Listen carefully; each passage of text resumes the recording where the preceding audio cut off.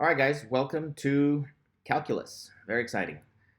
Before we dive into the work, let me talk a little bit about the background and just sort of a general layout of what we're about to study. Calculus is credited to two gentlemen, Mr. Newton and Mr. Leibniz. I'm not sure if I'm pronouncing that right. They are credited as inventing calculus or being the fathers of calculus, but they certainly didn't come up with all of the material on their own. The content that makes up calculus really reaches far back before them. Different people worked on different ideas and developed it a little bit, kind of pulled on some ideas from other people. There's a lot of collaborations. People work together. People work independently. Some people worked in different languages. And so there was this whole body of work out there, and Newton and Leibniz were the first ones to kind of bring it all together and wrap it up into one book. And they made, of course, some of their own contributions and showed how things kind of play together, and cleaned up the notation a little bit. And that's one of the big issues, that since so many people worked on calculus across different languages, across different parts of the world, across different times, then it's not very cohesive. The notation is a little bit difficult to get through sometimes. So some parts of the textbook we will use, in some parts of the textbook we will adopt a certain style of notation, and in other parts we will adopt a different style of notation. So the notation is itself kind of a big hurdle to get through. So that's part of the challenge of learning calculus, all that notation, understanding exactly what it means, and learning how to use it. So that's one challenge. But okay, what are we studying? What is it? There's two general divisions, two general ideas. And for a long time, people thought they were both separate ideas. And again, this birth of calculus is when they realized that they were in fact connected to each other. So the first one is the idea of figuring out the instantaneous rate of change of a function. So for example, just as a general guideline, let's say that I have a function that maybe does that, right? So here's some function f of x. And let's say that means I have an input. I'm just making up some numbers. I'm just making up a function. Let's say that this value here, 3, goes up to there. And then over here, let's say that output is 8, right? So we would say that when the input is 3, the output is 8. So we can also rewrite that as f of 3 equals to 8, right? But also note that if we go over here, here's this other point, and so there's another value on the input. I should do some more labeling here. So let's say this is x over there, and so this is the outputs, which are f of x. Okay, but there's another point over here. Let's call it, I don't know, how about 5? So when we input a 3, we get an 8. When we input a 5, we also get an 8. So we would also write down that f of 5 equals to 8. Okay, but we would want some more information, right? Because note that here, when the input is 3, the output is 8, but then there's more information to be had because the graph is on its way up. We want to convey that information, that at this point, at this very point, the output is 8, but also that it's on its way up. Versus over here, at this point, the input is 5, but the graph, it's on its way down. It's decreasing, right? So that's where this idea of instantaneous rate of change comes in. What we want to do is we want to find the slope of the line that touches the graph at just that point. And I know that doesn't look like a straight line, but it's supposed to be a straight line. So the slope of this red one is going to be the instantaneous rate of change. It's going to tell us a little bit of information about that point. right? It's telling us that it's on its way up, right? The angle of that line, the slope of that red line will give us some information about not just the fact that the output is 8 at this input of x equals to 3, but also it's telling us that it's on its way up with the angle of this tangent line. Okay, and then over here, same thing, we're going to have another tangent line. Well, that was terrible. Ugly, but there it is, something like that. So then the slope of this one will tell us some information about that point. So we have more to go on. We know that when x equals to 3, the output is 8. And also at that point, because the slope is positive here, we know that it's also increasing. And then over here, we know that when the input is 5, the output is also 8. But now we have some more information. We know that the slope is decreasing. Okay, so we're going to, let's use technology to make this a little bit better. I can do a better job of explaining this using technology. So let me use this guy. So this is Desmos. It's a free online graphing tool. And so what I've done here is I've created this function. It's a parabola. It's a quadratic function.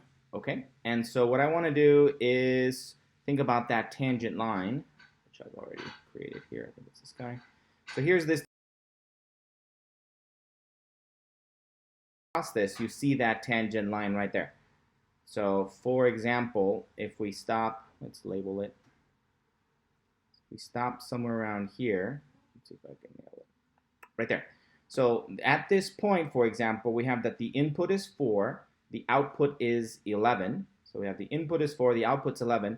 But now we have some more information. We also have that the angle is positive of the tangent line, right? The slope of the tangent line is positive. So we have some more information at that point. The input is 4, the output is 11, and I know that it's growing. It's on its way up, right? The instantaneous rate of change is going to be positive at that point. Compared to, look at this, if we go all the way over here, we see that there's another place where the output is also going to be 11. When x equals to 6, the output is also 11, but now it's on its way down. Okay? All right, so I know that I'm going pretty fast at this point for some of you guys. That's okay. Don't worry about the technicalities of how we're going to do this. We're going to get to that as we move forward. I just wanted to give you an idea. Part of what we do is going to be to come up with a way to find the slope of that red line. Okay, the other thing that we do in calculus, the other part of calculus, which at first seemed like it was independent, but in fact turns out that it wasn't independent, that both of those are related, is the following idea, the idea that we want to find the area underneath a curvature. So if we have some function that does this, for example, here's some function. This is some f of x, and here is x, and here is some f of x. Okay, so we're going to have some input value here, and I'm just making up numbers. Let's say that is a 3, and that leads to 5. And let's say that over here, let's make this a 7, and let's say that leads to 8. Right, I'm just making up some numbers. Don't worry about those values for now. What we want to do is come up with the way to find the area underneath this curvature.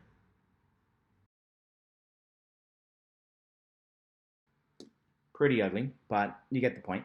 So why do we want to do that? Well, math lives in an abstract world, right? It's just equations we create, and in that little abstract world, it might be hard to see why we care about anything. But not all of it, but a lot of math is useful because those equations in this abstract world can be translated to something in the real world. The abstract functions are representative of something in the real world. So this function here, this black curvature here, this curve, could represent something. Maybe it's the number of inches of rain. At 3 o'clock it was raining this much. At 7 o'clock it was raining this much. Perhaps it's the cost of something. Perhaps it's the quantity of units sold. Perhaps it's the number of internet visitors to some website. It could be all kinds of things, right? It could represent something in the real world. And so therefore, the area underneath the curvature could be used to represent something.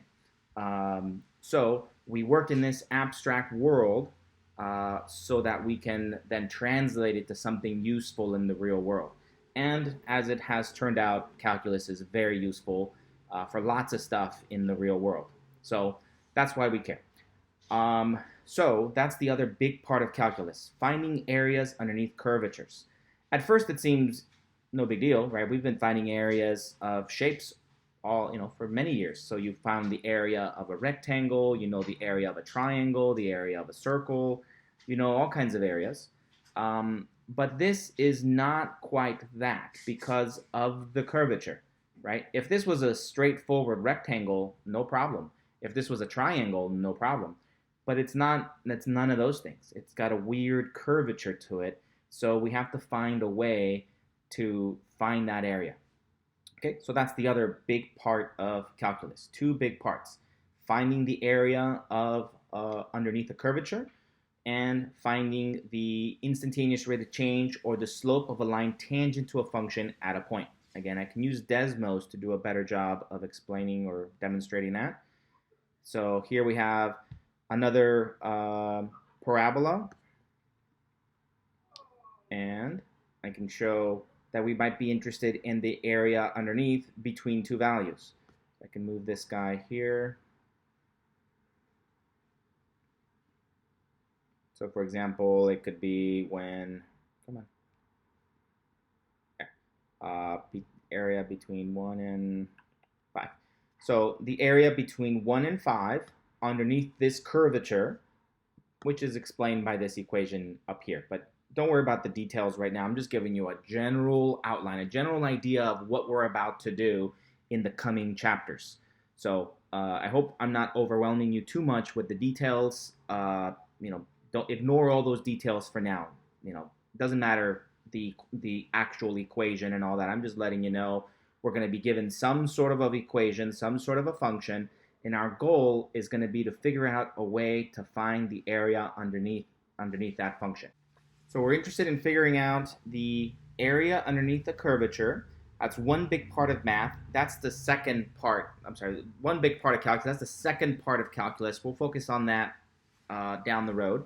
But for now, we're going to spend a lot of time focusing on this first one, which is finding the slope of the line tangent to a function, right? The tangent meaning that it only touches it at one particular point.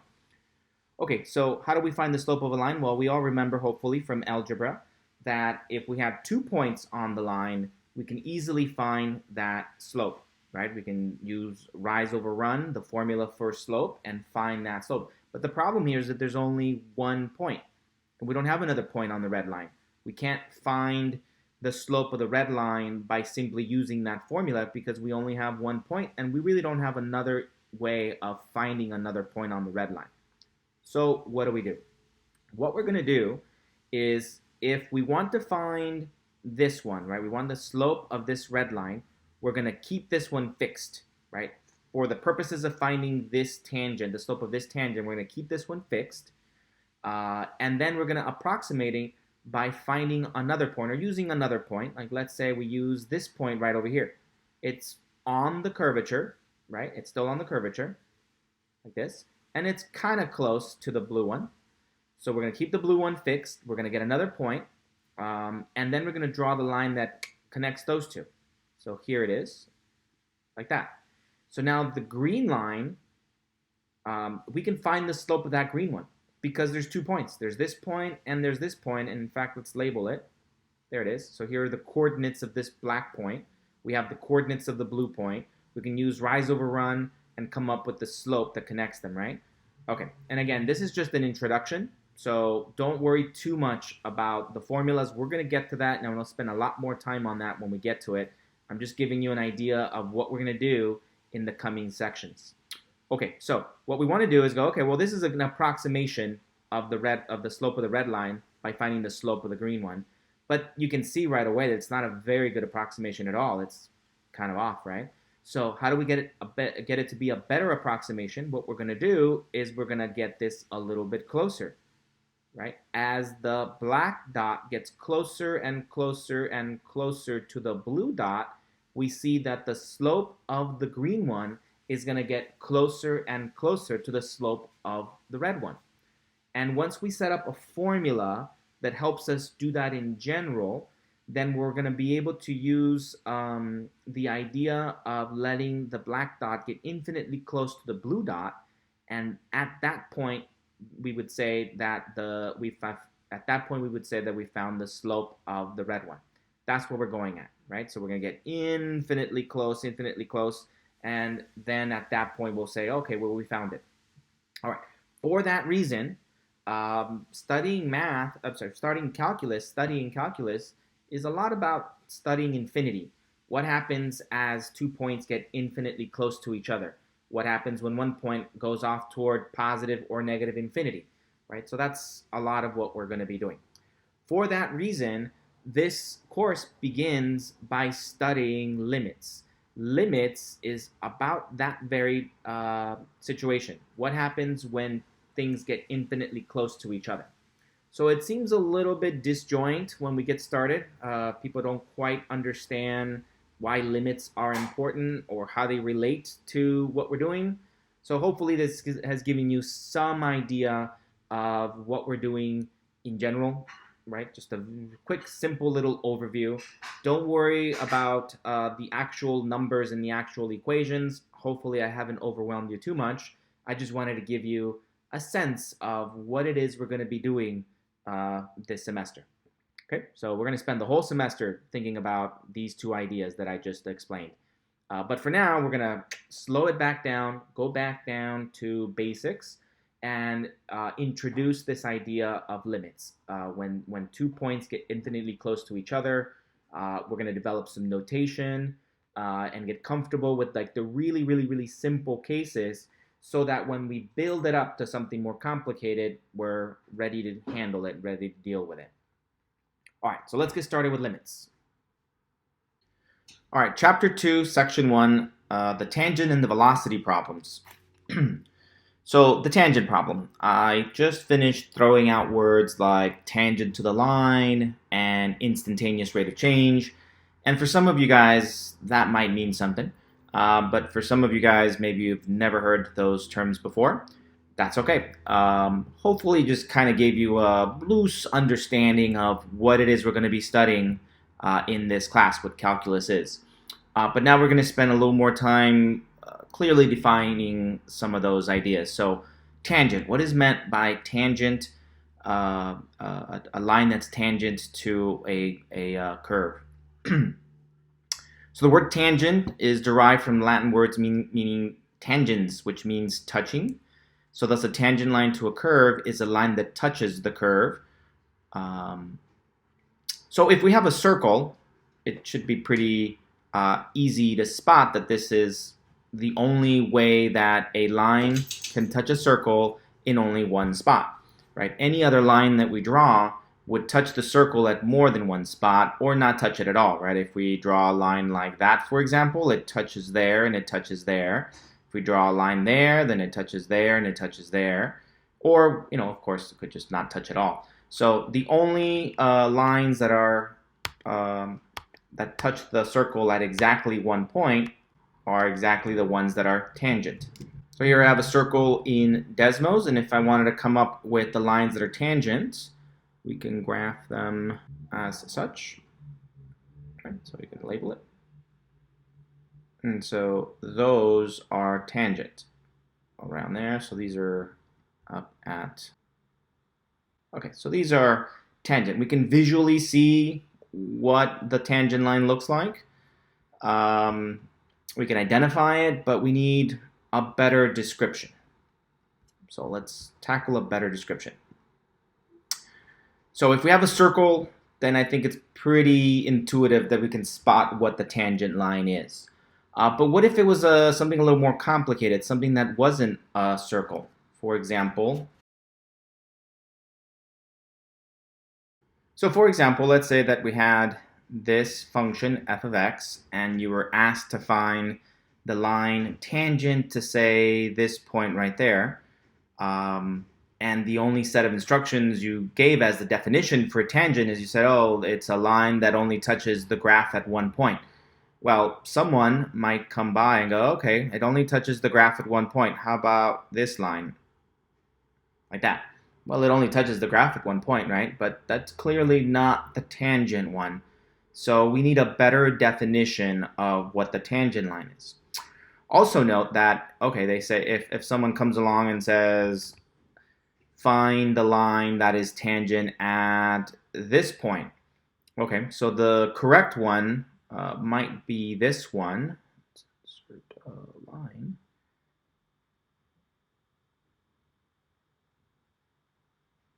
Say something like that. Okay, that one is the tangent line, right? So that looks pretty good. And if you stick to the definition of it only touches the function at one point, you're like, okay, there it is. But remember, a line keeps going. So if in fact we extended this,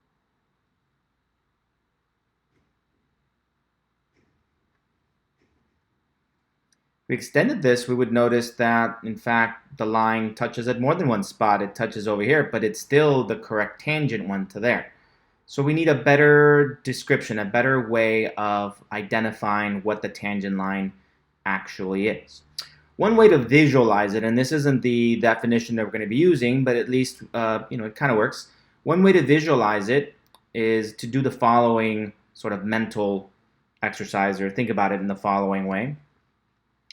If you wanted to find the line tangent to this point on this curvature, what you could do is sort of visualize that little segment, a small segment of that curvature, as being part of a circle, like that, and then drawing the tangent line, because when it comes to a circle, then we can easily tell what the tangent line would be. So now we can say that it's that one. It's the point that only touches the circle at one spot. Okay, so that's one way to kind of describe it. But we need something better than that. Okay, all right, so consider the following. Find an equation of the tangent line. Find an equation of the tangent line to the parabola y equals to x squared at point p equals p of 1 comma 1, right? So this is roughly going to be a parabola. So let's use Desmos to graph this. Okay, so here is a graph of x squared, y equals to x squared, and we're asked to find an equation of the line tangent to this function at the point 1 comma 1. So first of all, let's have some tangents. So here are the lines that are tangent to the parabola. Right? Again, if you can visualize like a little circle here rolling along the blue curve, then the tangent line would be the line that touches the little circle at only one spot. So that's one way to kind of visualize what the tangent will look like. But we're going to develop a better definition for it. Okay? So here are all the different tangents at different points along the curvature y equals to x squared. And in particular, let's say we're interested in finding this one here when x equals to 1. There we go. At 1 comma 1. Okay, so this is 1 comma 1 because if we plug in 1 into the equation x squared, 1 squared is 1, so we get the point 1 comma 1. So we're tasked with finding the equation of this red line. To find the equation of a line, we need to find the slope of the line, and we need one point on the line. Luckily, we do have one point. We have the point 1 comma 1. So now all we need is the slope of that red line. Okay, so how are we going to find the slope of the red line? What we're going to do is to approximate it by coming up with another point that's on the curvature, and then finding the slope of the line that connects those 2 points. So, for example,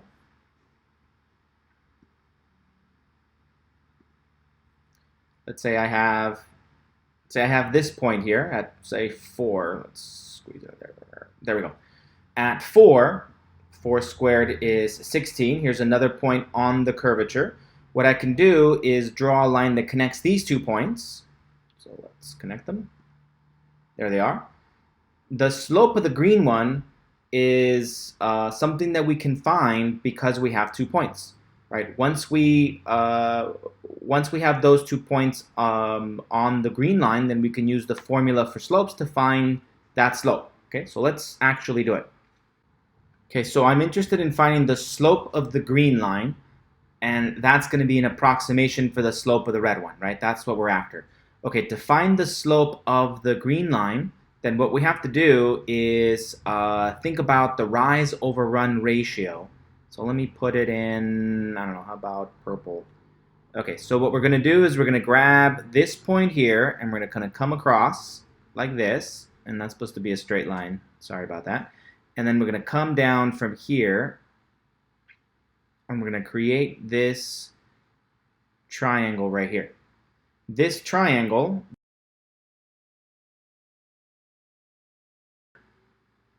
the run, and then this is what we consider the rise. And so what is that rise going to be? Well, it has a height. It goes up to a height of 16, and it goes all the way down to a depth of 1. So it's from here to here. Right, we can use this highlighter here. So it's this distance along the y-axis, which is equivalent to this right over here. Right? All of that is 16 minus 1.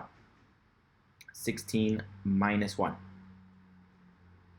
Or 15. So it's got a rise of 15. What about the run? Well, from here I can see that this is a 1, and it goes all the way up to 4. So this, let's put it in a highlighter of green, this right here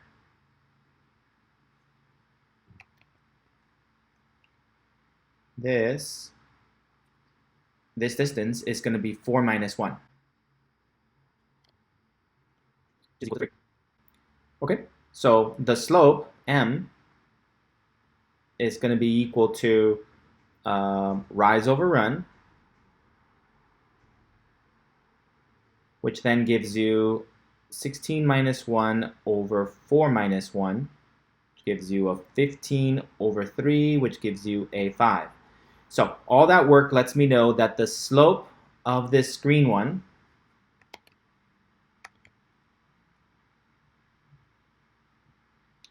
the slope of the green line is equal to 5. That's connecting these 2 points right there.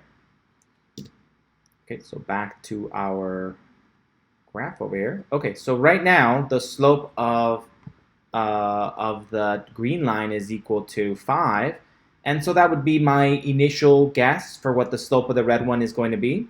Of course, that's not a very good guess. As you can see, the slope of the green one is clearly not equal to the slope of the red one. So what are we going to do? We're going to move this forward. So instead of it being x equal to 4, let's scoot it on down to being x equal to 2. Okay, and in fact, I'm going to zoom into here.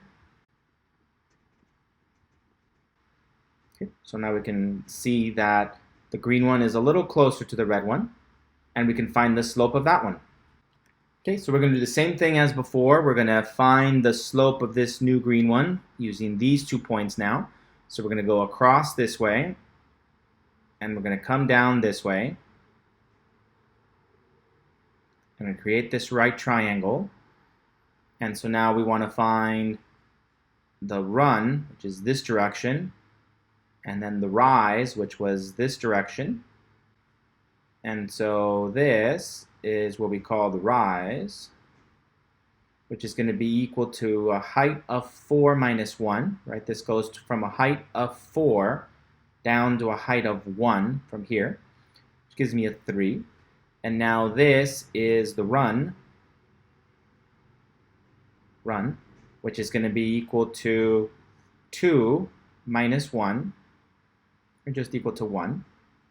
And so now the new slope, m, is going to be rise over run, which is going to be equal to 4 minus 1 over 2 minus 1, which then gives you a 3 over 1, or just 3.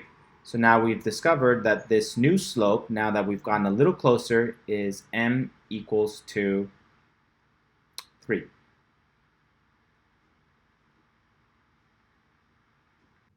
Okay, so this is what we have so far.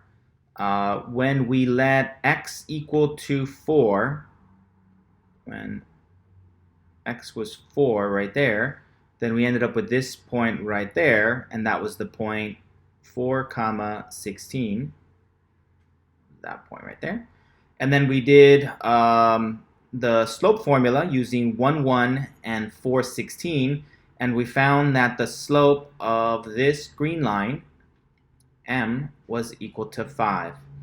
Okay, then we slid this point a little bit closer, so we got to this point. So it was the point 2 comma 4, and we used the line that connects point 1 comma 1 and 2 comma 4. That became this green line. We used the slope formula, and then we found out that the slope of this green line was m equals to 3. So as you can see, as we get closer and closer and closer, as we slide that point closer and closer and closer to 1 comma 1, then we're going to get green lines that get closer and closer and closer and closer to the red one, and then we'll be able to do a pretty good guess of what the slope of the red one is going to be based on that process. Okay, so let's see what it looks like on Desmos. As you can see, as we started from way up here, and as we slide closer and closer and closer and closer and closer and closer, the slope of that green one will eventually get incredibly close to the slope that we're actually interested in, right? Notice that no matter how close it gets, there's always going to be a little gap there, right? Because in order to find the slope using the slope formula, we need 2 points. So we can never say, oh, it's the same point, because then we'd only have 1 point and we can't use the formula. There needs to be some small, tiny little gap between those two values for us to be able to do this. So let's zoom in even more and get like really ridiculously close. So there I've zoomed in all the way in there, and now I can get even closer. So let's get to some really close value.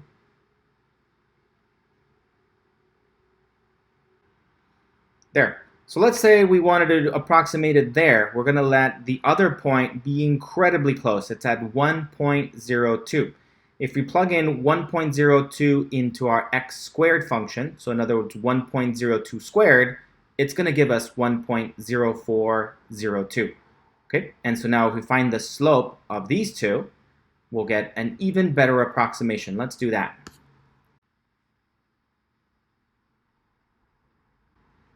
When x equals to 1.02, because our function was x squared, then we get that f of 1.02 is equal to 1.02 squared. And so we know that that equals to 1.0404. So we have two ordered pairs. We have the point 1 comma 1, and we have the point 1.02 comma 1.0404. And again, we can find the slope, m equals to rise over run. So that would also be rise over run, which is also denoted as change in y's. Change in y over the change in the x direction. Also, we like to use this little triangle to represent that. The change in the y-axis direction, the change in the x-axis direction. So another thing we often do is label these guys. So let's say we label this as 0.1. So this would be the x sub 1, y sub 1.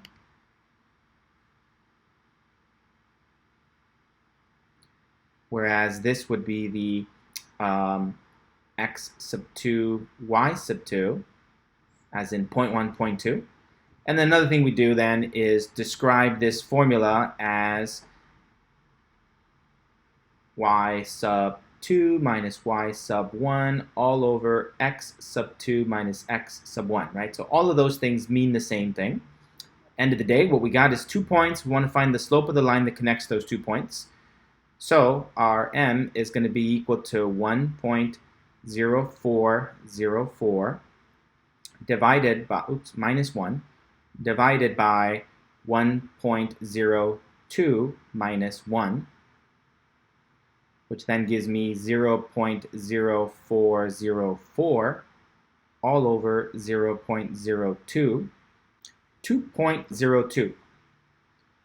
2.02. Okay, well, what we have found now is that the slope of the line that connects the point 1, 1 and this one, which is incredibly close to 1.1, is m equals to 2.02. So going back to this guy, let's zoom out again.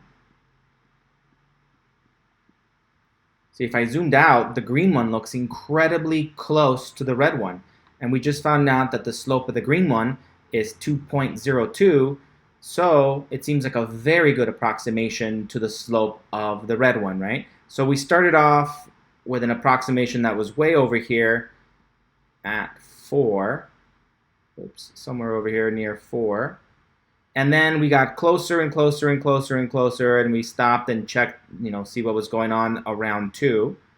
And then after that, now we got really close. So we're getting closer and closer and closer to coming up with a good approximation to our line.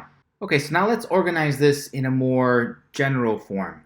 So let's say that we choose to call the point we're interested in the place where we want to find the slope of the line tangent at that point. Let's call that the point P.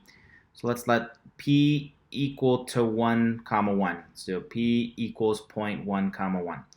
And let's let some other point on the curvature, say it's equal to that one over there, point Q. So let's let Q be a point on there that's the result of plugging in some particular value. So let's say x equals to a around here, and then you trace it up to there, and then you trace it across. So you end up with an ordered pair there, which is going to be the point Q, and it's equal to some a comma a squared, right? Remember our function is f of x equals to x squared. Give me an input, I'm going to square it, right? That the output is the square of the input. So if the input is the letter a, the variable a, then the output is a squared. Okay, so now we have 2 points. We have point 1, which is 1, 1, and then we have the second point, which is point Q, which is a comma a squared. Okay, what we're going to do is find the general slope formula of this using these 2 points. Well, that means that the slope is going to be equal to a squared minus 1 divided by a minus 1, right? And now what we're interested in doing is sliding this closer and closer and closer to the number 1, right? As a gets closer and closer and closer and closer to 1, then that means that the point Q will slide lower and lower and lower along the x squared curvature and get closer and closer and closer to the point P. Okay, so the slope of the lines, of the secant lines that connect the point P and the point Q, as the point A gets closer to 1, those slopes will become closer and closer to the slope of the red line. And so we have to adopt notation to represent that. This is the same thing as saying m of PQ. That way we know it's the slope of these 2 points, P and Q. And so we can say that that's just a squared minus 1 over a minus 1. Okay? And now what we want to say is the limit as point Q approaches point P, right? So point P is stationary, and then we're going to consider what happens as point Q gets closer and closer and closer to point P. So this is how we describe that. That's LIM, there's supposed to be an LIM here. LIM.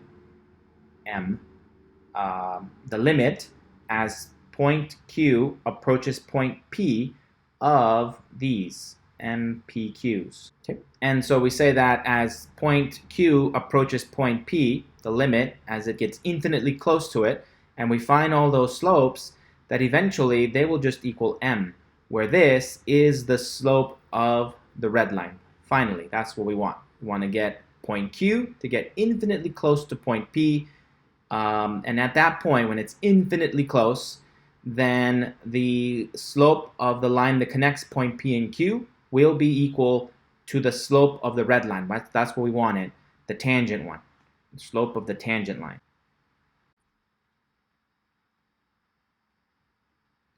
Okay, another way of describing this then, the same notation would be that the limit as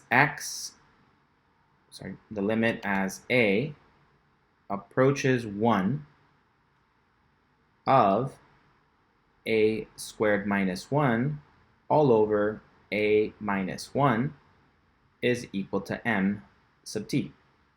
Right, same thing as that one, right? Where this is this formula. The formula of the slope that connects the lines between point P and point Q is this formula, so I can replace it with this notation. Good. And then finally, one last thing, we really love x a little bit too much. It's one of my pet peeves about math. We use x a lot, and so that kind of adds to some confusion sometimes, I think. So instead of using x equals to a as this point, our book often just leaves it as an x. So x is a dummy variable. There's no reason for me to replace the x with an a and say that's that point there. So if you look in the book will just write the limit as x approaches 1 of x squared minus 1 all over x minus 1 equals m. Okay, so we need to find that limit right there. That limit will tell us what that value is. So we will develop over the next couple of sections in this chapter ways of dealing with that limit. What can we do? What's allowed? How can we find that limit? And always the most basic thing we could do is just plug in values. Just plug it into a calculator and approximate things. Try letting x get close to 1 and see what the output is, and then just kind of follow a pattern, right? So let's create a table where we just find different values and we get closer and closer and closer and closer to 1. We've already found a few of them. We found what happens when x was equal to 4, right? So let's create a table, for example. So I won't fill out everything in this table, but we've already found a couple of things. When x was equal to 4, we found that the y value, the output value of x equals to 4 was 16. And then we did some work and we found that the secant line, the slope of the secant line, so that'd be m of pq in that point, the mpq value here was a 5. It had a slope of 5. And then we got a little closer and we said, well, let's let x equal to 2. The output value was 4. We did a little bit of a work there. And we found that the slope of this one, MPQ value, in this case, was a 3. Then we got really close. We did 1.02. We found that the output was 1.0404. And after a little bit of work, we found that this slope was 2.02.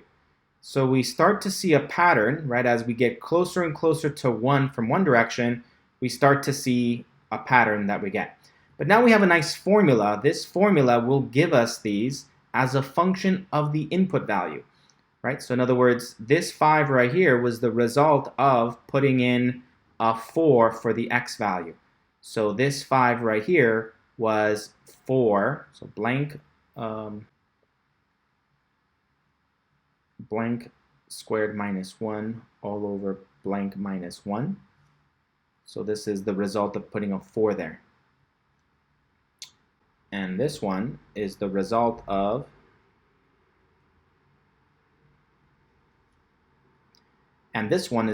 of putting a 2 in there. And this one is the result of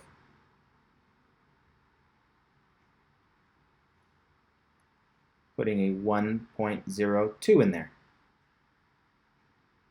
Good. Okay, so let's use our calculators to put this into a function and use the table format in our calculator to do a few more values along this table.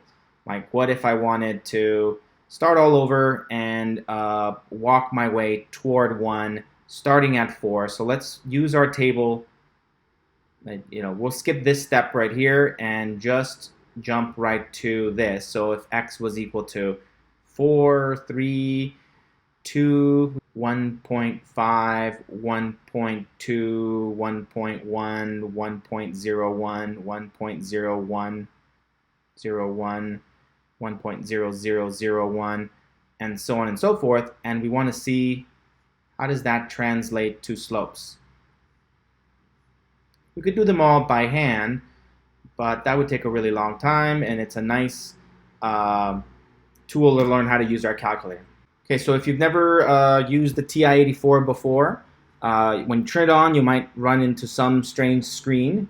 So make sure you get out of it. To get out of it, you're going to have to hit use quit, which is this little button right here above mode. Right? So before touch screens, we had these things called buttons. And so buttons were pretty limited because they only did one thing. You push the button and it would do one thing. So in order to get them to be multifunctional, some creative person decided to do the following. They wrote stuff in different colors above. So there's the stuff written in blue and green and then the actual button. So when you select the button, if you wanted to do the blue thing, you first have to hit blue. Like for example there, second, and then hit that, and then it'll quit it. It did the blue. And when you do that, you get to the main screen. So let's, for example, look at 7. The button 7 could be a 7, or it could be a U, or it could be an O. Okay, so if I want it to be a 7, you just hit 7. If I want it to be a U, I first have to hit the second. Notice that that blinking square becomes a blinking arrow.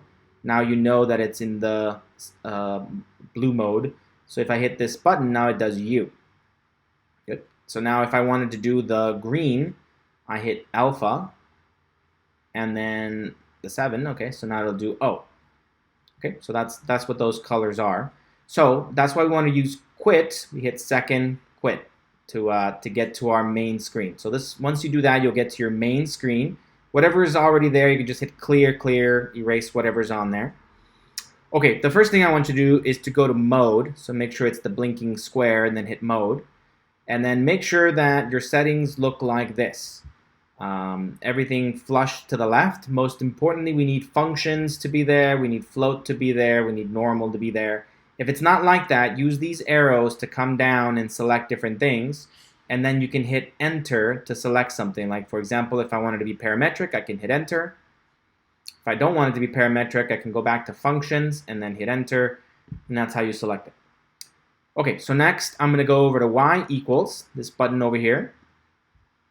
And this is where you type in equations and formulas. So if you already have some formulas in there, hit clear, go down and hit clear. And we want to type in, this is where we want to type in our equation. So it was parentheses x, so this is the x button, to the power of 2, minus 1, close parentheses, divided by, and then parentheses, x minus 1 once again. Okay, so that was the little formula we're interested in finding. Right, so that's going to be the slope formula. That's this formula right here. Good. Okay, notice the plot 1, plot 2, and plot 3 are not dark, they're not active. For example, if this guy looked like that, plot 2 would be active. That's why it would be dark like that.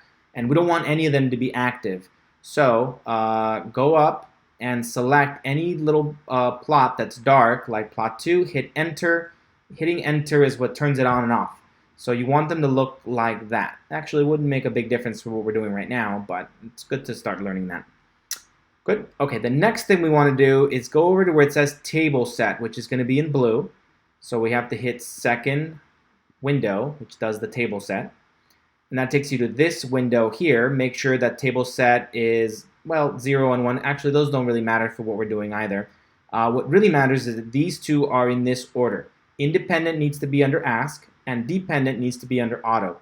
If they're not like that, use your arrows to go down and select them. So most often, you'll find them like that. That's not what we want. We want independent to be under ask and dependent to be under auto.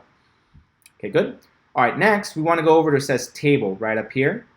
So we're going to hit second table, and that takes you to this place. Now let's go ahead and just delete everything that's on there. So hit delete, delete, delete, delete, delete. We'll start over. What this is a place where you input a value, and then the calculator will automatically evaluate it and give you the output.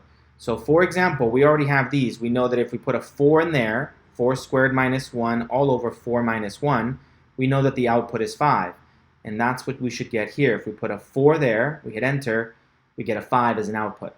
And we know that if we put in a 2, we should get a 3. And we know that if we get a 1.02, we should get a 2.02.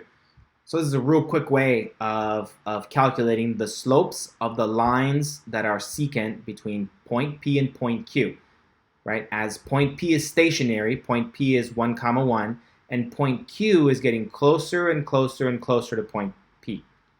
Okay? All right, so now that we have a nice, easy way of finding all those slopes, we can calculate all of these values. So let's start over here. Let's put in a 4, then a 3,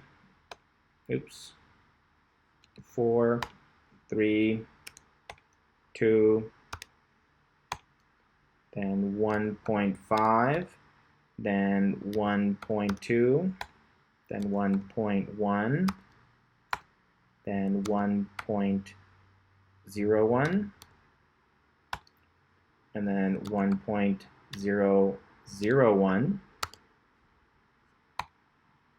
and then 1.1231. Okay, so we start to see a more clear pattern. As x approaches 1 from the right-hand side, notice that I started from a larger number than 1 and slowly walked my way toward 1, but I never plug in a 1, right? We can't plug in a 1 because if we plug in a 1, then we only have 1 point to deal with. You need 2 points in order to be able to do a secant, right? So I can't plug in 1, right? Let's clarify that over here. It has to be that we have 2 different points. I want to slide this Q value to get it closer and closer to P, but I can't slide it all the way to be exactly on top of P so that they're the same point, because then I'd only have 1 point on the curvature, and it takes 2 points in order to find the slope of the line that connects the green one, right? The line that connects point P and Q. Good. Notice what happens in our calculator if I type in a 1. If I just go, okay, well, let's just put in a 1 there, I'm going to get an error. It doesn't know what's happening because look at my formula. I would put in a 1 there, so I'm dividing by 0, and it doesn't know what to do there. Okay? So it's very important to notice that we're not allowed to actually plug in the point 1, 1 here. We just want Q to get infinitely close to P. We want the X value to get infinitely close to 1, but never actually 1. And in this table here, I approached it from this direction. I started at 4, then 3, then 2, then 1.5, then 1.2, then 1.1. So it got closer, closer, closer from this direction. But the same thing should be true in the other direction. So I'm going to use my table to come up with values going from the other direction. Okay, so now let's walk toward 1 from the other direction. So we could try negative 2, negative 1, 0, point 1, 0.5, 0.8, 0.9, 0.99, 0.99939, 0.12349, And let's see.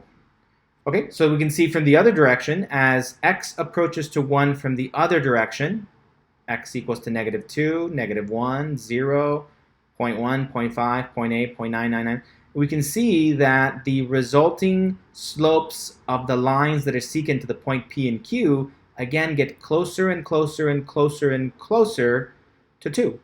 It's never actually going to be 2 when we plug in a specific number. We can get infinitely close to it, but if we consider what happens as we let this process continue, I think it's easy to conclude that they will eventually be 2. So we could say at infinity, that slope is going to be 2. Okay. So hopefully I've convinced you that we have enough proof to show that the slope of this red line must be a 2. So we would say that the limit as Q approaches to P, little arrow like that to say that the limit as Q approaches to P of the secant lines, the slope of the secant lines that connect point P and Q is equal to 2. We can also say the limit as x approaches to 1 of x squared minus 1 over x minus 1, that this equals to 2. And so 2 is the slope of the line that is tangent. So here's what your author wrote. So here is a table. We see that as x approaches to 1 from one direction, the slopes of the lines that connect the points P and Q get closer and closer to 2. From the other direction, as x approaches to 1 from the other side, we see that the slopes of the lines that connect point P and Q get closer and closer to 2. So the closer that point Q gets to point P, the closer that x is to 1, and it appears from the table that the closer that m sub PQ, that's the slope of the line that connects point P and Q, is to the value 2. This suggests that the slope of the tangent line should be m equals to 2. Okay, so once we know that, then we could write it this way.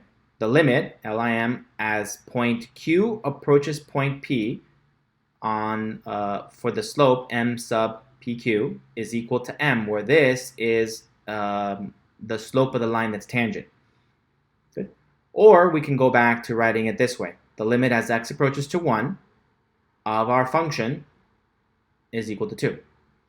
Right, so here's some graphs showing the same thing as we saw before. As point Q gets closer and closer and closer to point P, we're constantly finding the slopes, right? All of these slopes here, the slopes of all of these guys, that's what that m sub PQ is.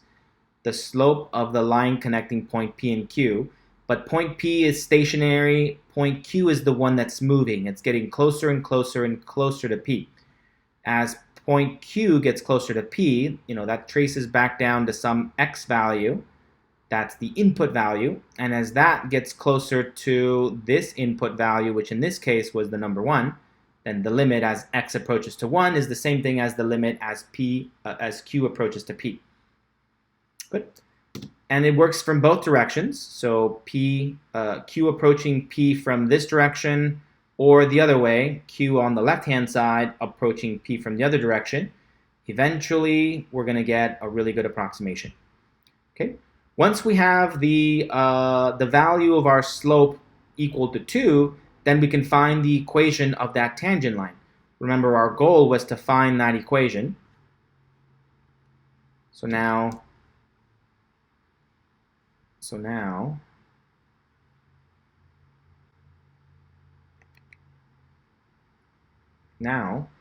if m equals to 2, that's the slope of the tangent line, and we have one point. We have the point 1, 1, right? So now the equation of the tangent line would then be equal to y minus y sub given equals to m x minus x sub given, right? You might have memorized it in a different way. Here, this is an equation for the line where we have one point, that's the little sub given, and we have the slope. So we can just plug things in. Y minus 1 equals to 2 x minus 1. distribute, combine like terms, move that 1 over, we get y minus 1 equals to 2x minus 2. And so y equals to 2x minus 1. So that's the equation of the tangent line at that point. So this is this guy. So the equation of the tangent line to f of x equals to x squared at point 1, 1 is y equals to 2x minus 1. Right? We could confirm that using Desmos. So let's go back to Desmos. Let's just erase that guy there. So there's that equation right there. So I can just type it into here and confirm that it works out. Y equals to 2x minus 1. And there it is. See that this line and this line are identical. So we found it at one point. Okay, let's try a new one. So let's do the same thing for this equation. We have the equation f of x equals to 2 minus x cubed plus x. And we want to find the equation of the tangent line at x equals to negative 1. So first of all, let's evaluate this function at x equals to negative 1. So f of negative 1 equals to 2 minus negative 1 cubed plus negative 1.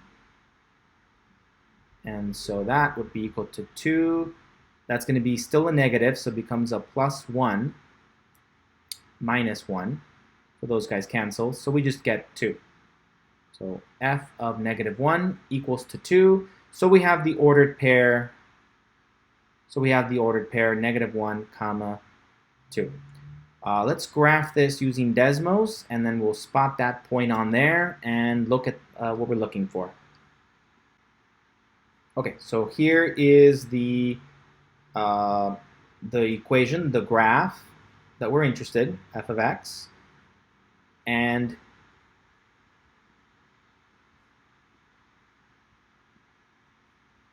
here are the tangent lines. You can see that's what they look like. Here are all the tangent lines as they go through our function. And we're interested in the case where x equals to negative 1. Come on. There it is. At x equals to negative 1, we get the output value of 2. So we're interested in this point right there. That's the tangent line. We want to find the equation of that red line. So in order to find the equation of the red line, we need the slope of the red line. And we also need 1 point, which we have. So we have the 1 point, we just need the slope. So how do we find the slope? Well, it's going to be this limiting factor, right? We're going to have to find another point that's definitely, we want to find another point that's definitely on the curvature, like this point here. Let's call that point Q.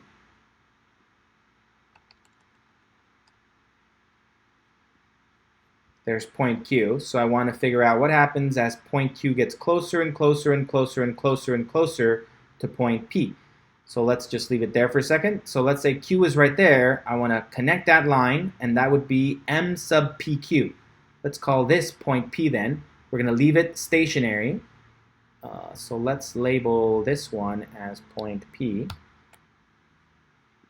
So we have point P. It's going to stay stationary. It's actually negative 1, comma 2.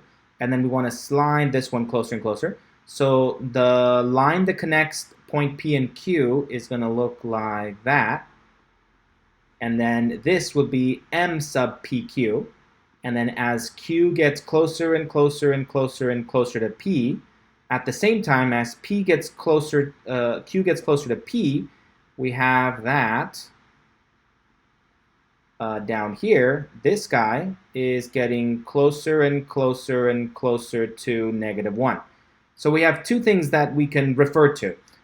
Point Q getting closer to point P along the curvature, And likewise, we can talk about x down here, the input value getting closer and closer and closer to the -1, right? Either one of those two things is true. And as we do that, we see that the slope of the green one is going to become closer and closer, infinitely closer, closer, closer, closer to the slope of the red one, right? And that's how we can find the slope of the red one. So let's just leave it like that for now. Okay, so we have that point P is equal to -1, 2. We also have that, let's say, point Q, this point right here, let's call this x equals to a, is that point right there. And then, of course, we're going to slide it and get it closer and closer and closer to our target value, which in this case is that -1. Right? That's going to be that stationary value because this is what we want. We're interested in finding the line tangent to our function at x equals to -1. So that's why that one stays stationary. And so if we plug in a into our function, remember our function is f of x equals to 2 minus x cubed plus x. So if we let a go into there, f of a equals to 2 minus blank cubed plus blank, and we're going to plug in a into there, a, well then we just get that. And so this point right over here, point Q, then becomes point Q becomes a, comma, the output, which is 2 minus a cubed plus a, like that. So if I think of it as point 1 and point 2, we have that this is my x sub 1, this is my y sub 1, this is my x sub 2, and this is my y sub 2. Now I can come up with the formula for the slope of the green one. Slope of the green one is going to be equal to m sub pq, which is equal to y sub 2 minus y sub 1 over x sub 2 minus x sub 1, which is going to be equal to 2 minus a cubed plus a minus 2 divided by a minus -1. Okay. So that's where this part is my, this part here is y sub 2, and this part is my y sub 1, and then this part down here is my x sub 2, and this is my x sub 1. Be careful about the minus, and then there's a little minus that goes along with it. So we get that m of pq is really equal to these guys. Okay, so these can cancel, 2 minus 2, and then these return to, simplified to be a plus 1. So this equals to minus a cubed plus a all over a plus 1, which is the same thing as a minus a cubed all over a plus 1, either one. And then we have our way of writing down our slope then. So the limit as q approaches to p of m sub pq is going to be the same thing as the limit as a approaches -1 for a minus a cubed all over a plus 1. If I can figure out what this is, I'll get the answer I'm looking for. Okay, so we can also represent this with x, since our calculator only accepts x as the input variable. And so, you know, there was no special reason for why we let x equal to a.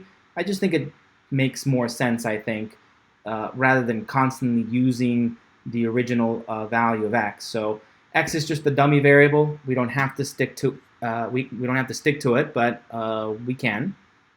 So then I could say that this is the same thing as just the limit as x approaches -1 of x minus x cubed all over x plus 1, right? It's just a dummy variable. I could have used a, I could have used b, w, p, n, doesn't matter. So why not use x, right? We keep recycling the same variable of x. Okay, so now let's go to our calculator, type this in, and see what our calculator tells us about where this is heading. So go over to y equals, and this time we want to type in this guy, so let's clear that. So y equals, clear, and then in parentheses, the numerator is going to be x minus x to the power of 3, close print, oops, so be careful about these things.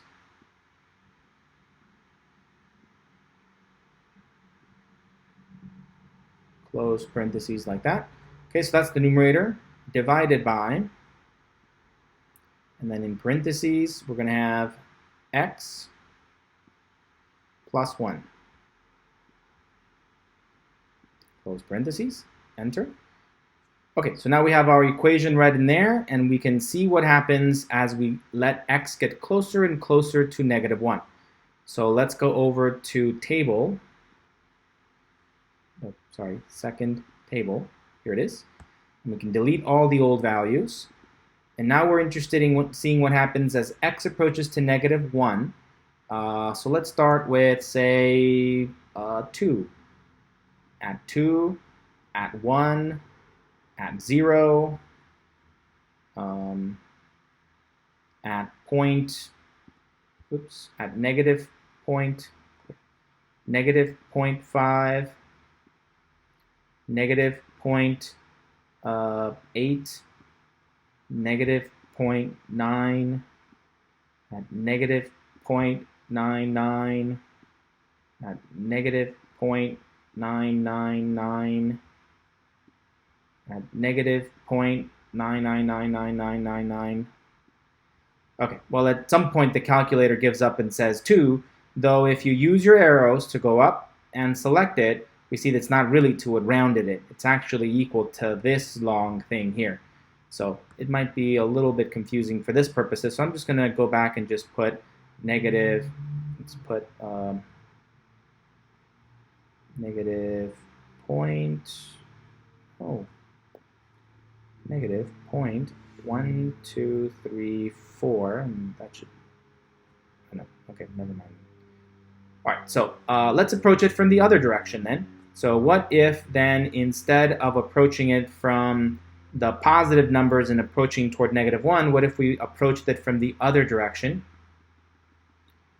So let's say we had -3, -2, -1.9, -1.7, -1.5, -1.2, -1.1, -1.01, -1.001.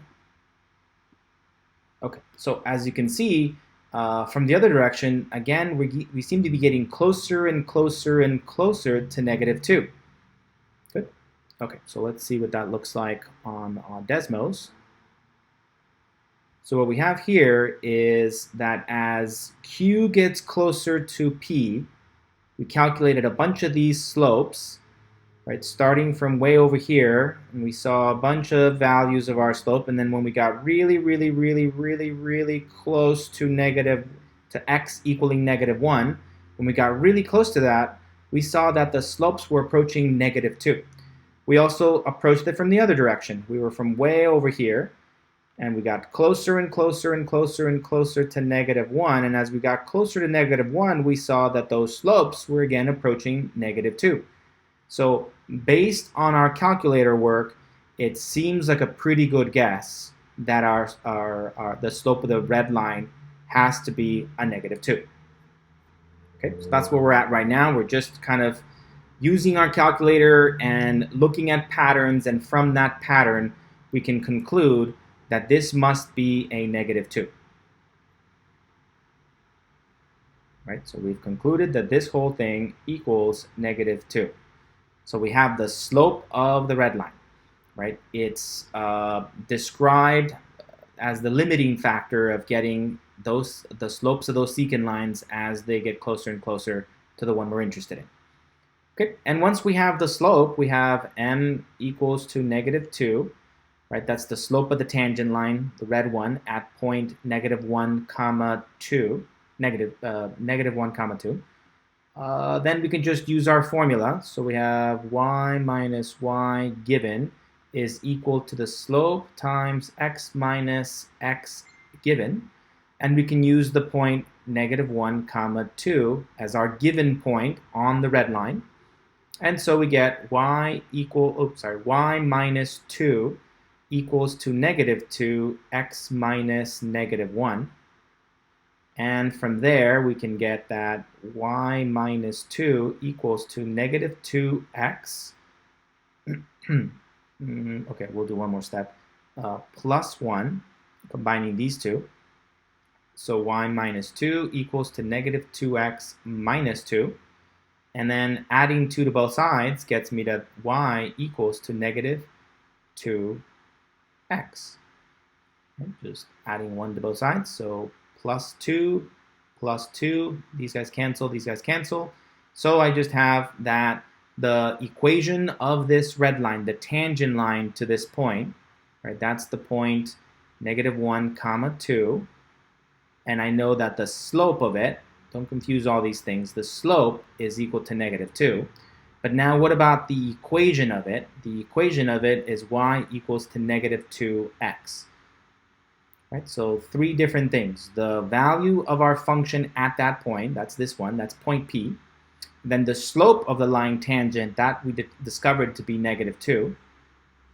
And then the equation of the line is y equals to -2x. We can confirm that that's true, again, using Desmos.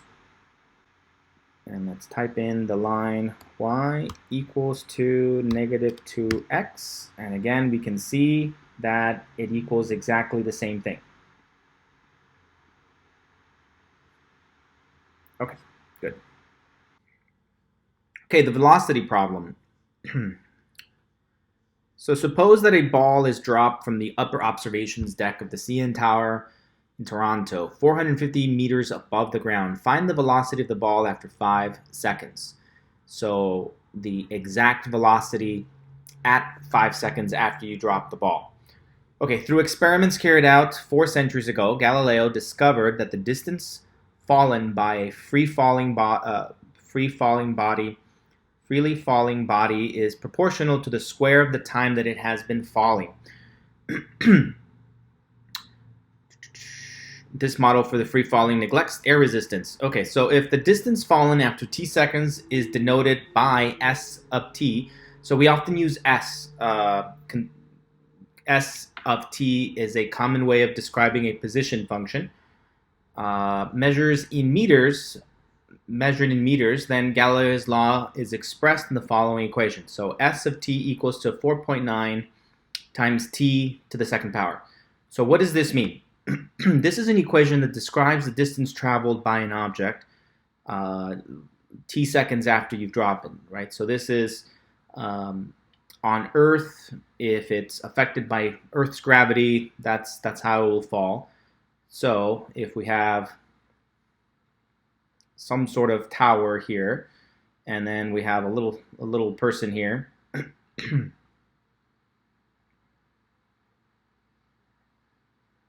then they reach out and they drop a little ball, and then we begin to drop it. So at point t equals to 0,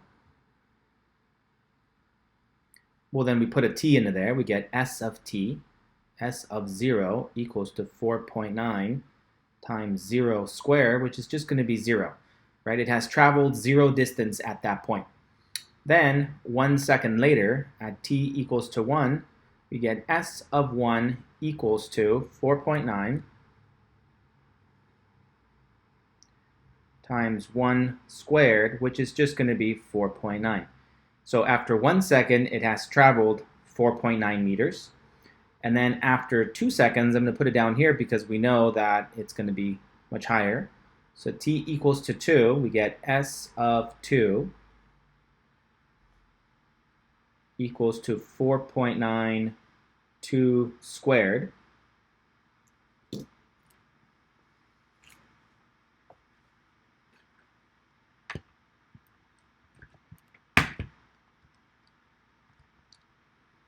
Which is equal to 19.6. 19.6. Okay, so we can see that as it travels and gets affected by gravity, the distance it travels is going to get bigger and bigger and bigger and bigger, right? Okay, so what we want to do is figure out the velocity at t equals to 5. So that's what we're interested. Somewhere down the road here, say somewhere around there, when t equals to 5, we'll get s of 5 equals to 4.9 times 5 squared.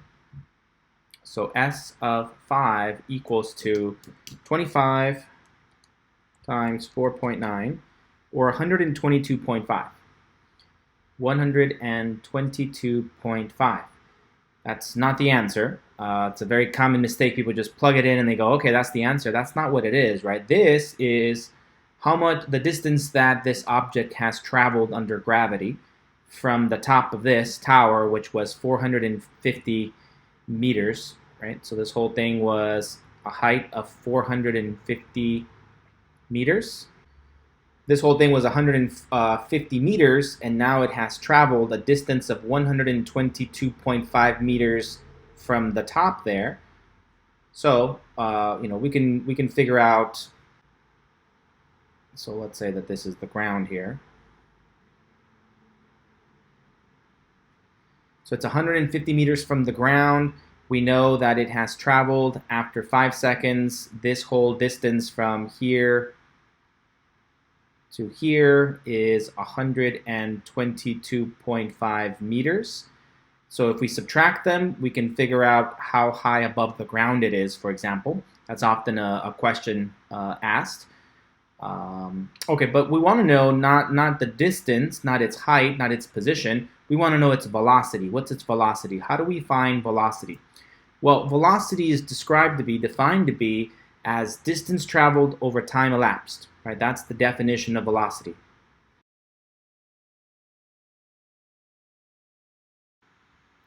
So average velocity is defined to be the distance traveled over time elapsed. So one way to approximate the velocity at t equals to 5, well, we could say it has traveled 122.5 meters in 5 seconds. So one way for us to get an average velocity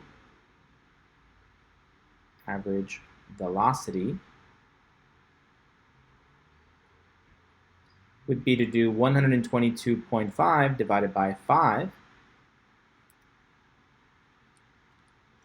which gets us to 24.5. Right, and this is a distance of 22.5 meters traveled over 5 seconds, so meters per second.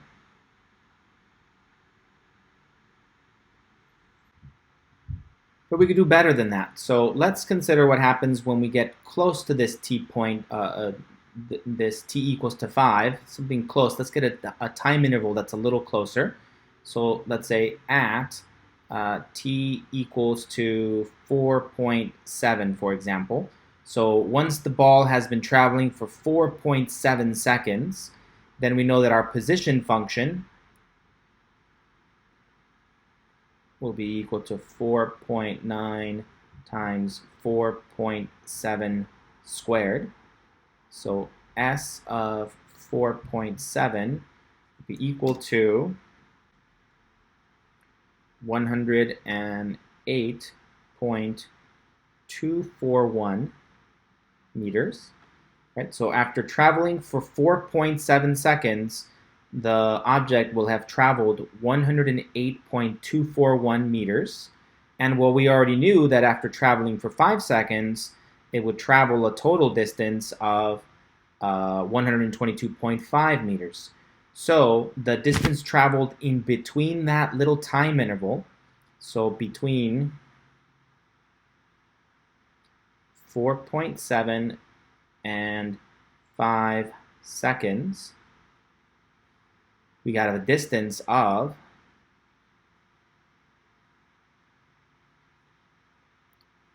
122.5 minus 108.241, or equal to 14.259. Okay, so we can put that together in the following way. So a better approximation then would be that the average velocity is better approximated by saying it's the position after 5 minus the position at 4.7 divided by 5 minus 4.7, which then gives us the 122.5 minus the 108.241 all over 5 minus 4.7, which gives me 14.259 divided by 0.3, which gets me to 47.53.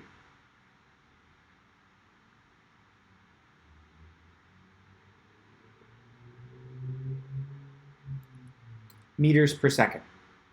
Okay, so a much better approximation. Over here, we had 24.5 meters as my approximation. When we were just using this big interval from 0 down to 5, we got this approximation, which is 24.5. But now that we let, well, I should highlight that. So this was one approximation. This was one approximation, and here's another approximation. So this approximation came by using the time interval between 0 and 5, and that's how we got this approximation. And this approximation was achieved by using the time interval between 4.7 and 5. That's how we got that approximation, and they are very different. So if we want to get a really nice approximation of what is the instantaneous velocity at 5, we want a really small window, right? So we want to let this value get closer and closer and closer and closer to 5, so that we can get a pretty good guess of what the instantaneous velocity is at 5. Okay, so if we want to do it in general, let's look at the equation for the position function. Okay, so what we have here is the equation s of x, or s of t. Okay, so what we have here is s of t equals to 4.9 t, and we have, so this is the position function. So let's say that this is the point we're interested in. Well, let's say this is the point we're interested in. So this is the position at t equals to 5. So when t equals to 5, we know that s of 5 is going to lead to 122.5. Okay, and now we're going to let this guy get closer and closer and closer to that value. So let's let this be some value x equals to a. And so as x equals to a approaches, oh, not x, so we're used to x's.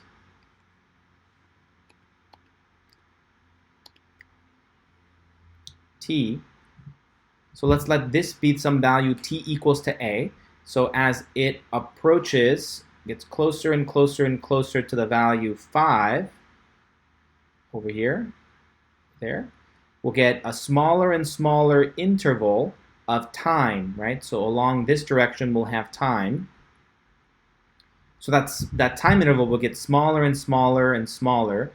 And then in this direction we have position.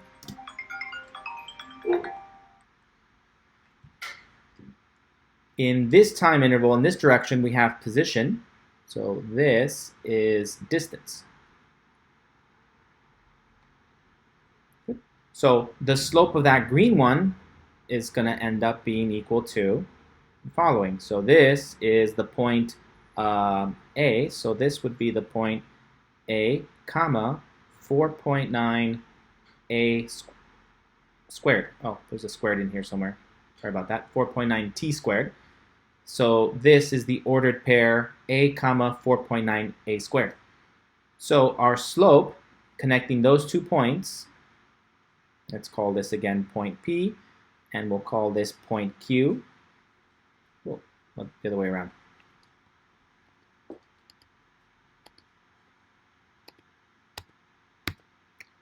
So let's call this point Q, and again, let's call this point P. Point P is equal to 5, 122.5. Okay, so the limit as Q approaches to P, we'll get that slope of the secant line that connects point P and Q, and that's going to be the exact same thing as the limit as A approaches to 5, and we want that slope. So that slope is going to be found by taking 4.9a squared minus 122.5 divided by a minus 5. So I have to figure out what this limit is as I plug in values closer and closer and closer and closer to 5. Where is this going to lead me to? And so, again, replacing the a, just a dummy variable with an x, then we can just say that, well, that's the same thing as the limit as x approaches to 5 of 4.9 x squared minus 122.5 divided by x minus 5. Good. And why do we do that? Well, because our calculator only deals with the variable x. I can't really plug this into my calculator. I have to go back to x, and because a lot of books just rewrite everything in terms of x, always x, so that's why we have to convert it to x. Okay, so now let's use our calculator to figure out what this is. So going back to our calculator, let's go back to y equals, and now let's type in this guy into here. So let's clear parentheses. We have 4.9 x to the power of 2 space minus 122.5 oops 122.5 close parentheses divided by open parentheses x minus 5 close parentheses, enter. Okay, so now we have our equation in there. We can go back to our table, second table. Let's delete all these values, and we're interested in what happens as x approaches 5. So let's start off at 3, maybe 4, 4.5, 4.6, 4.7, 4.8, 4.9, 4.99, 4.999, 3 nines. Okay, we see that this is getting really close to 49. And the same thing will happen as we approach 5 from the other direction. So let's approach 5 from the other direction.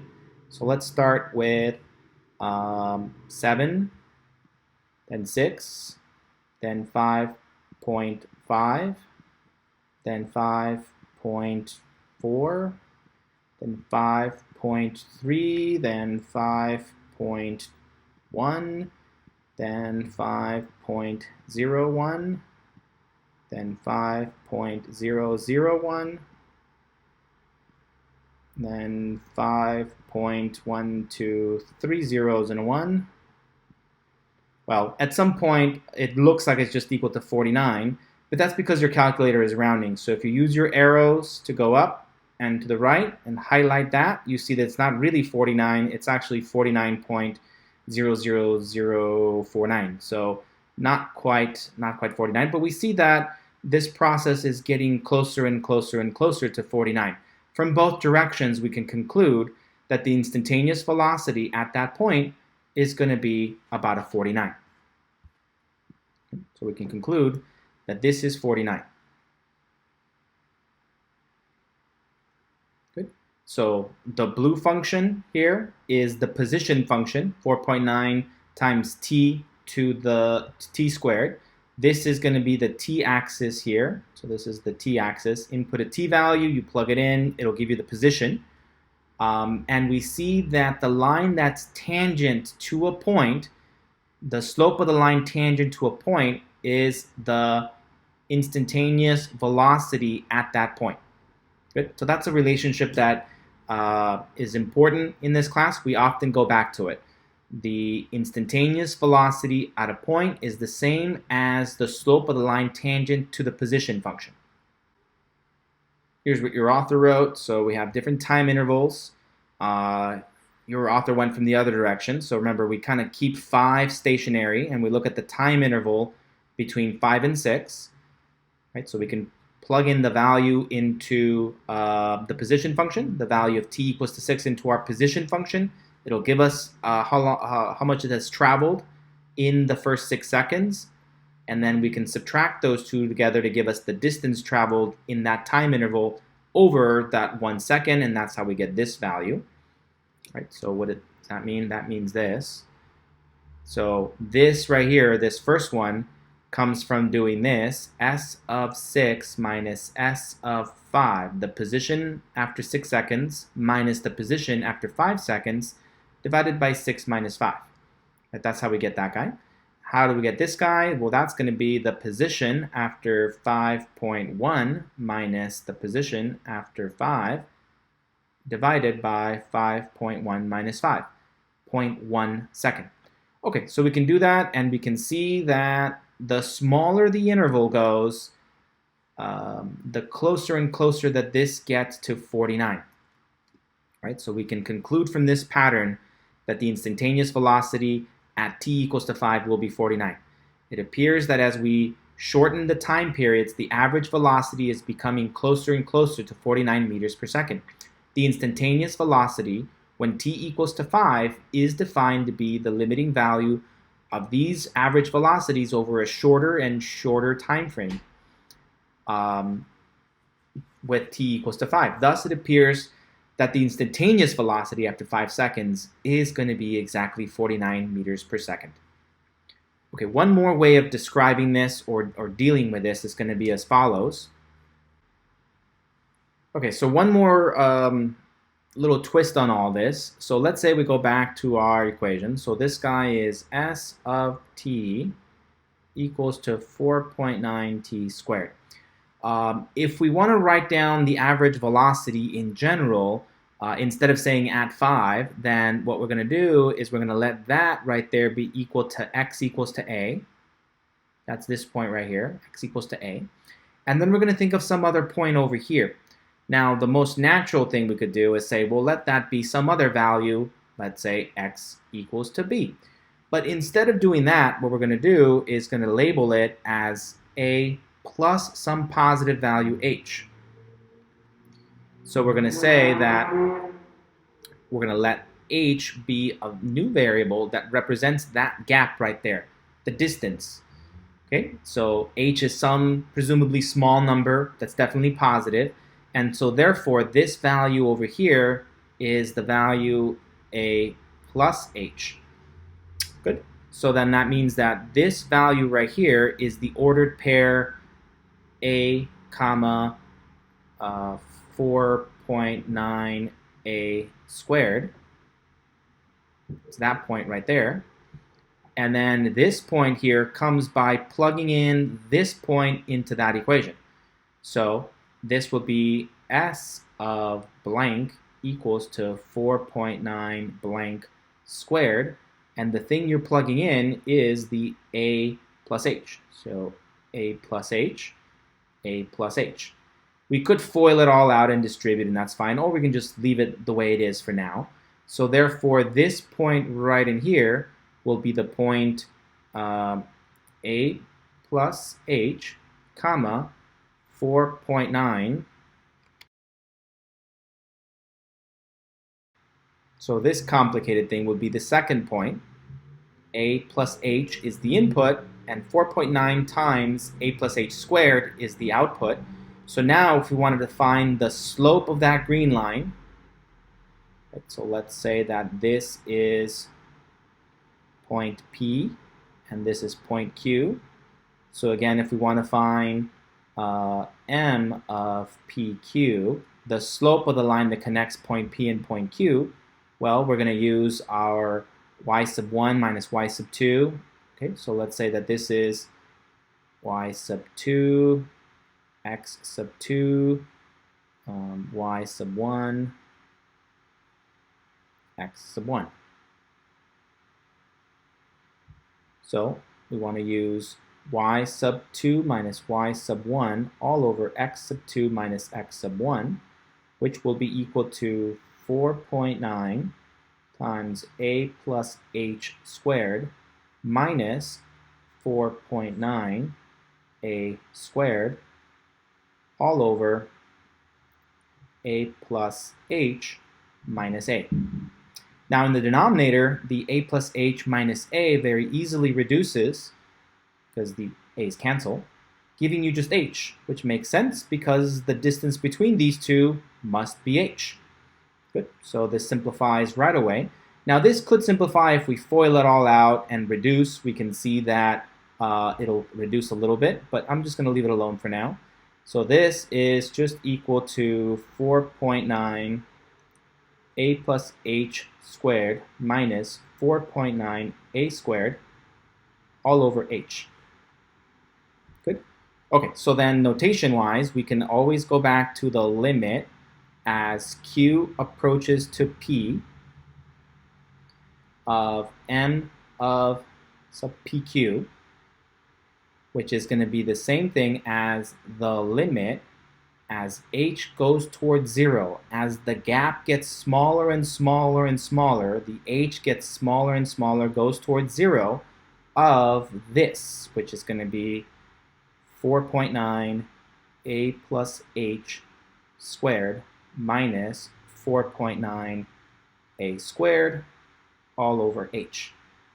Good. So this is something we work with a lot, this presentation of the slope, where we replace the denominator, right, the change in the x-axis direction, or, oops, oh man, I messed this whole thing up with x's. So this is the t-axis, not the x-axis. So let's change that. These should be t's. T equals to a and t equals to a plus h, right? This is the t-axis, right? I'm so used to going back to x's. Okay, and so our slope formula, again, is usually described this way as change in y's over change in x's. So again, if we want to replace those with t's, then this should be t sub 2 and this should be t sub 1. Okay, hopefully that doesn't cause too much confusion. At any rate, the rest of it is the same. So as h approaches to 0, we have this to deal with. And as we saw, for a specific case, for the case where t equals to 5, we were able to confirm that this whole thing approaches 49. Okay, so what we have here is, here's the curvature that represents the position function as a function of t, right? You give me the number of seconds after you begin dropping this object, and this function's output will be the distance traveled. So at some point t equals to a, we have this distance traveled, and then some point after that, at some point t equals to a plus h, we have this distance traveled, right? This output to this s function will give you the distance traveled. So the interval between will be the time interval between a and a plus h. So if we let point P be equal to a comma 4.9 a squared, and point Q be equal to this one, a plus h, comma, 4.9 times a plus h squared, then we'll be able to come up with the average velocity in this time interval, right? So the slope of the secant line created that connects point P and Q is equal to this one, right? Where this is the y sub 2, this is the y sub 1, this is the x sub 2, and this is the x sub 1. So it's just the formula for slope. So this is the slope of the secant line. So, so this is the slope of the secant line that connects points P and Q, which is the same as the average velocity over the time interval between a and a plus h. Therefore, the velocity at time t equals to a is the limit of these average velocities as h approaches to 0. Must be equal to the slope of the tangent line at point P. Good. So if we squeeze this Q value closer and closer and closer to P, the time interval gets smaller and smaller and smaller. And so we see that the instantaneous velocity at point P will be exactly equal to the slope of the line that's tangent at point P. Okay, so I think that should be enough to be able to do the homework from section 2.1. Let me know if you have any problems.